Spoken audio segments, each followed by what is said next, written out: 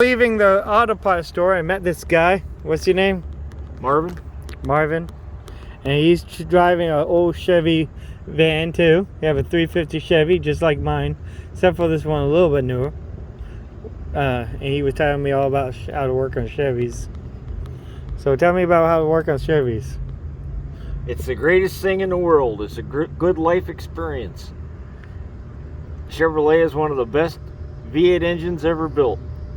And they're easy to work on. Okay. And so you were telling me a bunch of things that I could do to my bus to get what type of kit to put on there? A fuel injection kit? If you want to do a throttle body fuel injection? Yeah. Yeah, it's relatively simple. You need the harness, you need the computer. Like in a van like this, you'll find it right underneath the seat. Mm-hmm. And you need the harness, but it's a really basic harness. Okay. It's not a really crazy one like the new LS motors are.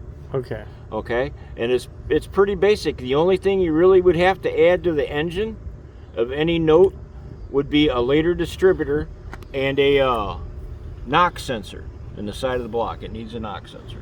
Okay. That'd be the only real major differences. And you put a throttle body fuel injection on it. You change the intake manifold, of course, that mounts the throttle body. But everything else internally is pretty much the same. And so the knock sensor know when it's knocking and it notices the engine when it starts pinging a little bit, and it'll retard the timing automatically. Yeah, with self time automatically. Yep, because it's run by the computer.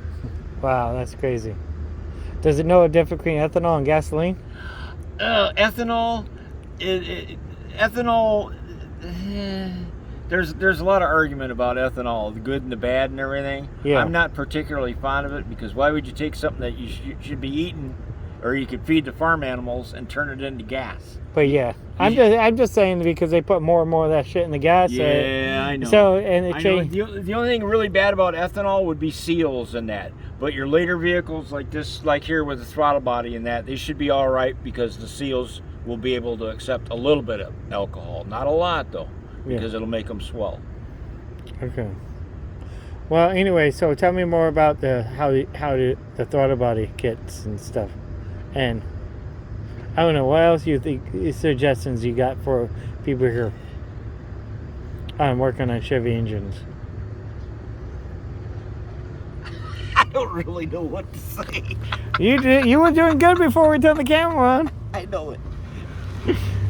You tell me the same thing we told me. I really don't know. Well, it's basically something about drilling. I already told you.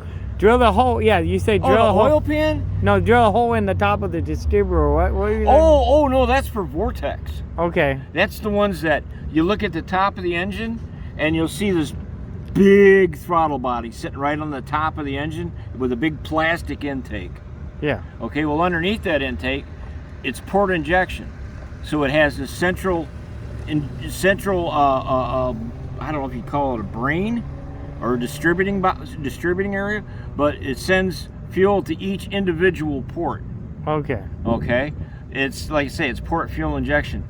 But on those engines, it has a camshaft sensor and a crankshaft sensor. Okay, and when you have a correlation problem, so you're going to put a fresh timing chain on it, where you're going to want to set the timing. And when you start messing with the timing on one of those, it's a little different than like a standard engine. So the best thing you can do is take a stock cap, an old one, drill a hole through the top where number 1 is at. You'll notice that there's no metal there between the center and the terminal, which is because the terminals, they run all over the inside of that cap in different directions, but it's just a piece of plastic. You drill a hole in that, set your base timing on the camshaft. The engine should start up with the distributor set up basically too, like you would normally set one up. You run the piston up to number 1, you get the pointer pretty much pointed towards number 1, maybe a little bit before it. Start the engine up and look inside. When the engine's running, you run it up to 2,000 RPM, get a tachometer set up on it, or factory tach. When it goes up to 2,000 RPMs, look in that distributor and look at the spark. What you want to do is turn it until the spark goes straight directly across from the rotor to the terminal. That's where you bolt the distributor down at. Okay. Yeah, that's dead nuts on. Or you could probably use a timing gun, the same kind of Well, thing. you need actually what you need is a good scan tool, Yeah. because you'd be going through it inside the scan tool to set it. But it's a real pain in the butt on a Vortec. You know, you can ask any shop, any mechanic, they'll tell you it's the pain in the butt. Because they make it a pain in the butt. Okay. Looking at my swollen feet, you're gonna make me get out and walk around now. You're gonna make me feel bad. Yeah, this Because of my guy. swollen feet. They say, well, you don't work on cars anymore because you got sore feet. No, I don't work on cars right now because the guy I was working for dicked me around, and so it's like I just drove off and says, have at it. You know, I left the truck there. He's got a bunch of my money, and I really don't care, because you know what I have is I have my freedom in that. And I didn't sit around there with him and mince words or anything like that, because why? You just walk away and get more stuff.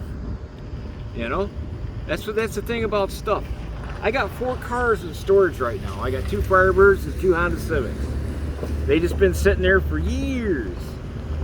You know, one of these days maybe I'll drag one out and fix it or sell them. I don't know.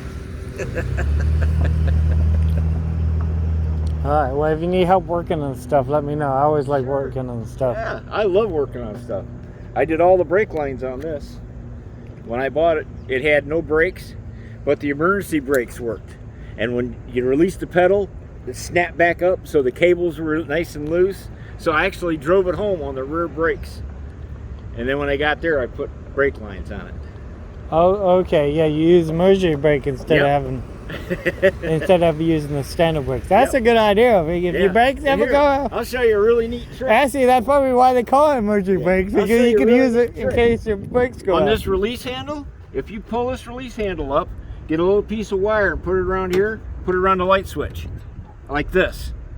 Now this will automatically retract. You don't have to worry about it. And then you can use it just like standard Just brakes. like, but be careful, because it'll want to go around in circles if you're going too fast. Once one side or the other is going to lock up, and it'll just spin really quick. Oh, So, yeah. You got to treat it light, treat it nice. You know, Yeah, because the it'll brake, stop you. it will stop you, but it will handle, the brakes will handle a lot It'll differently. throw you around a little bit. That's why the brakes are usually in the front instead of the back, right? What's that? The brakes you use your Oh, front well, brake. yeah, because most of the weight of the vehicle goes to the front. That's why you got them big disc brakes in the front. So you stop more easily. But if you're using back brake, you're going to go like kind of fishtail a little Well, yeah, a little bit. bit. Okay. Yep. But at least you still stop and you crash into a wall. One time one time my brakes went out and I had the only way I could get it to stop to crash into a wall. Well, and there you go. And you know, look at the best thing to stop, a bunch of bushes and trees. That'll slow you down, Yeah. as long as they're not too big. You don't want to hit a big tree. My brake went out one time, I crashed into something. Just crashed into a wall just to slow down. There you go. Well, you got to do what you got to do. You know, people all the time try to wreck you. So what do? You drive through somebody's front yard. I'd sooner do that than crash into somebody else's car. Oh yeah, I done that too. Yeah, yeah.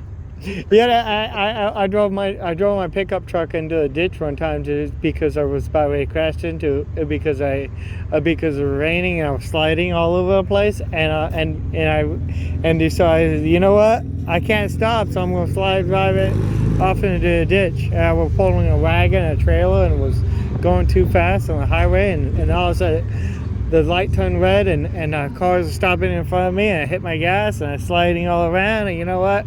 Instead of crashing the people in front of me, I went crashed into the ditch. Yep. There you go. And Because it's better that way. Yes, sir. Don't want to crash into people. I'm looking for a spigot. Trying to figure out where I'm going to get some